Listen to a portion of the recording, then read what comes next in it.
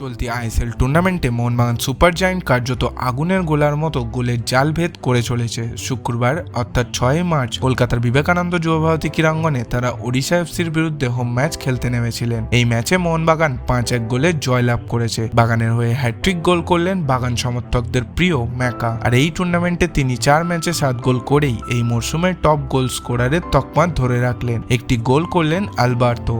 ওড়িশার হয়ে একমাত্র গোলটি করেন রহিম আলী। ম্যাচের শুরু থেকেই আক্রমণ চালিয়ে যাচ্ছিলেন ম্যারিনার্সরা। 14 মিনিটে বাগানের হয়ে গোলের দরজা খুললেন সবুজ মেরুন ব্রিগেডের অজি ফরওয়ার্ড জেমি ম্যাকলারেন। আর এটি মরশুমের আইএসএল এর দ্রুততম গোল। প্রথম গোলের পর গোটা দল যেন আরো জ্বলে ওঠে। ম্যাচের দ্বিতীয় গোলটি আসে ঠিক 23 মিনিটে, আর গোলের মালিক সেই ম্যাকলারেন। তবে এক্ষেত্রে আলাদা করে একটা প্রশংসা প্রাপ্য লিস্টেন কোলাসো। ডান দিক থেকে অসম্ভব নিখুঁত একটি পাস বাড়িয়েছিলেন ম্যাকলারেনের দিকে। 41 মিনিটে সবুজ মেরুন ব্রিগেডের হয়ে তৃতীয় গোলটি করেন বাগানের সেন্টার ব্যাক আলবার্তো রড্রিগেজ। প্রায় 40 গজ দূর থেকে একটি মাটি ঘেঁষার শট মারেন। ওড়িশার ডিফেন্স ভেদ করে বলটা তাদের জালে জড়িয়ে যায়। তবে গোলটি দেখে যা বোঝা যায় যে এই গোলের উত্তর হয়তো কোনো গোলকিপারের কাছেই নেই।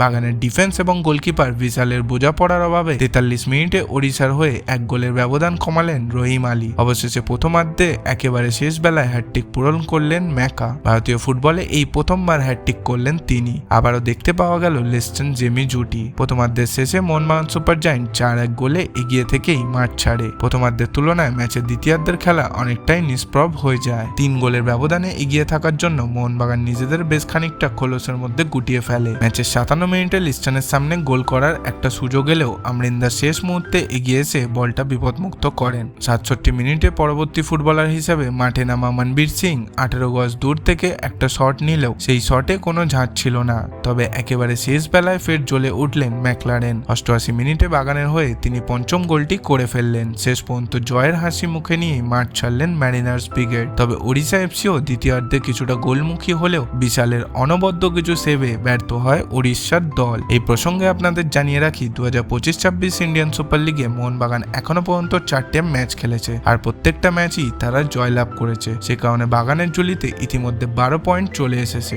সেই সঙ্গে পয়েন্ট টেবিলেও তারা নিজেদের শীর্ষস্থান ধরে রাখলো। তাহলে কি ডিফেন্ডিং চ্যাম্পিয়নরাই এবছর ইন্ডিয়ান সুপার লিগের ট্রফিটি ধরে রাখবে? আপনাদের মতামত জানান কমেন্ট বক্সে। Bureau report, field sport, India.